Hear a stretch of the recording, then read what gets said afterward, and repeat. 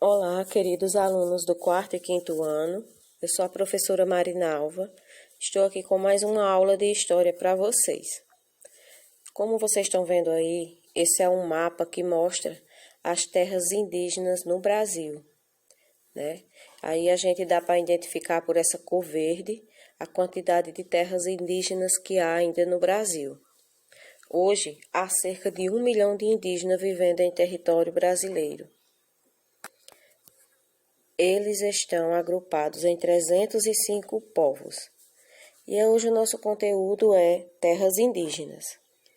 As terras indígenas são territórios legalmente demarcados pelo Estado brasileiro.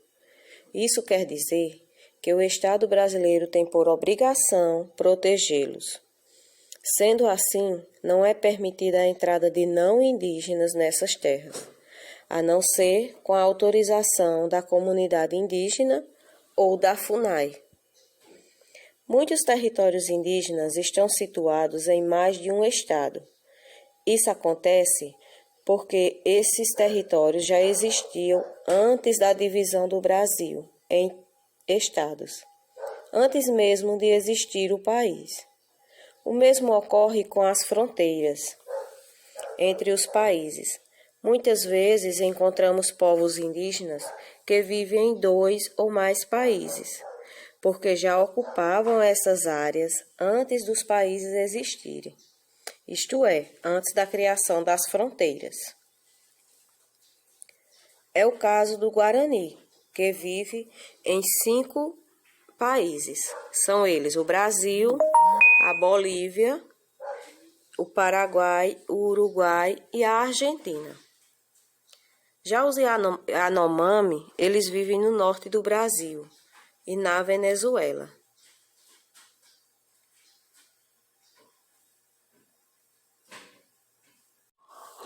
E agora vamos ver um pouco da sociedade indígena na época da chegada dos portugueses. O primeiro contato entre índios e portugueses em 1500 foi de muita estranheza para ambas as partes. As duas culturas eram muito diferentes e pertenciam a mundos completamente distintos. Sabemos muito sobre os índios que viviam naquela época, graças à carta de Pero Vaz de Caminha e também aos documentos deixados pelos padres jesuítas. Os indígenas que habitavam o Brasil em 1500 viviam da caça, da pesca e da agricultura. Essa agricultura voltada para o milho, amendoim, feijão, abóbora, batata doce e principalmente a mandioca. Essa agricultura era praticada de forma bem rudimentar, pois utilizava a técnica da coivara, a derrubada da mata e a queimada para limpar o solo e depois fazer o plantio. Os índios domesticavam animais de pequeno porte, como por exemplo o porco do mato e a capivara.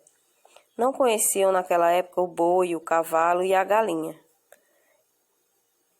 Os índios faziam também objetos utilizando as matérias-primas da natureza.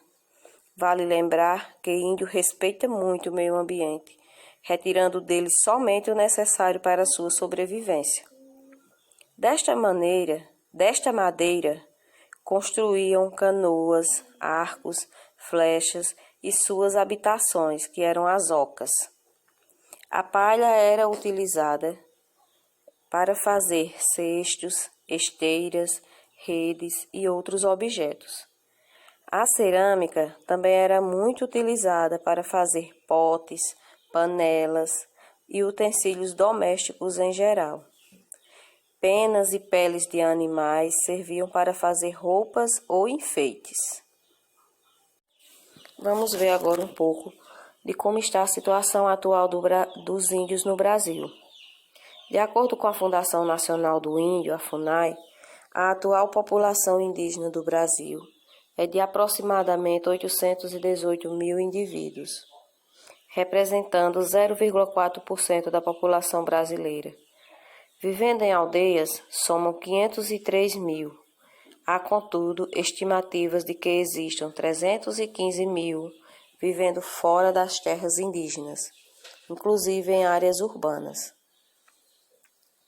Existem cerca de 53 grupos ainda não contatados, além daqueles que esperam o reconhecimento de sua condição indígena junto ao órgão federal indigenista, que é a FUNAI.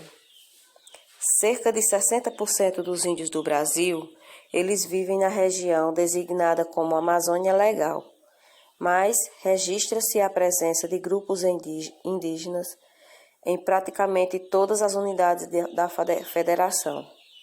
Somente nos estados do Rio Grande do Norte, Piauí e no Distrito Federal não registra-se a presença de grupos indígenas.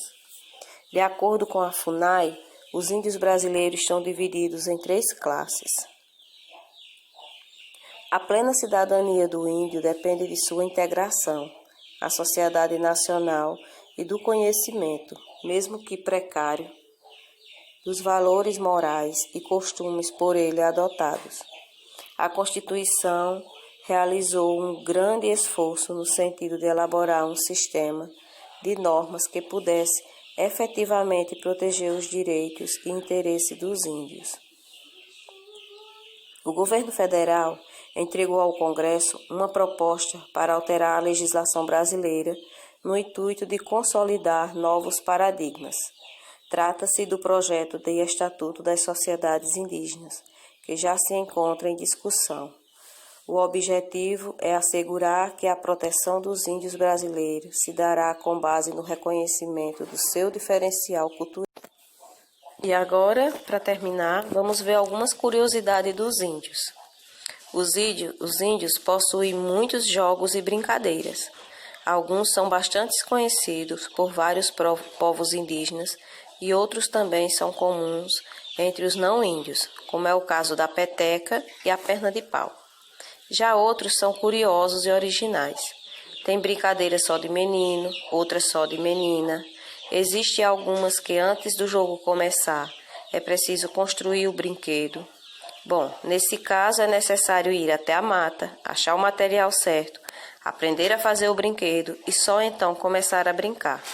Mas isso não é problema, pois construir o brinquedo também faz parte da brincadeira.